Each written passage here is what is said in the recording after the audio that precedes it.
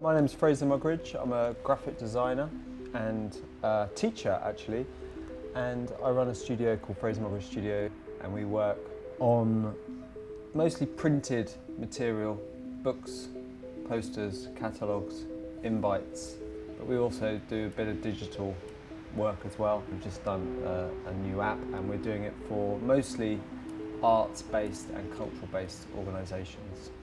For some strange reason, I always wanted to be a graphic designer. My mum asked me if I wanted to do some kind of extra learning, you know, whether it's like join a football club or do some ballet, and I said I wanted to learn calligraphy. So I actually had a calligraphy lessons when I was very young on the kitchen table. And I suppose I used to draw a lot of logos when I was young. I used to always copy like Puma and Nike logos everywhere. I did A-levels in design, and then I went to the only university course in England at the time, which was typography and graphic communication at Reading University. I think each project is a sort of special, unique journey that you go on. I suppose in some of the recent ones we did all the work with Jeremy Deller for the British Pavilion at the Venice Biennale. That was a great process because I suppose his work often relies on graphic design for its message.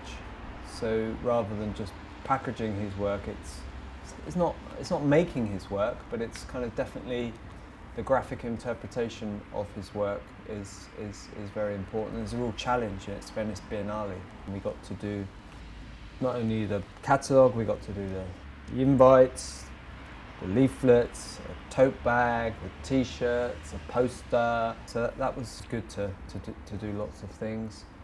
This is a good one. This is one of my first ever catalogues, art catalogue. George Shaw, painter. I did this over 10 years ago. Sometimes catalogues just come out really well. These end papers are lovely. It's bound a bit like an annual. I always like putting something funny on the back of a cover, like the back door, front and then back. I suppose it's about really understanding what the point of the publication is. You need to think about what's the audience, what's it for, what's the work, how can you interpret it visually, what's the format then of what you're going to make, should it even be a publication? I think you start a discussion. This is the extra special box, and it's beautiful commissioned post box. I think what I often do, and I think what a lot of graphic designers do, is they collect things and find things, and then 10 years later you might use it for something. Oh, this is a beautiful book that's done a bit like a Bible. This is Dick Higgins.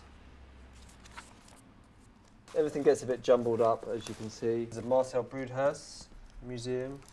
In fact, see the way this opened? It's called open binding. Look at the way this opens. It's called open binding. You know, this one's great because I just love the fact that it's designed in a newspaper for a start. I love the fact that because it's massive artwork, look, they just make a massive poster. I'm definitely going to pinch that.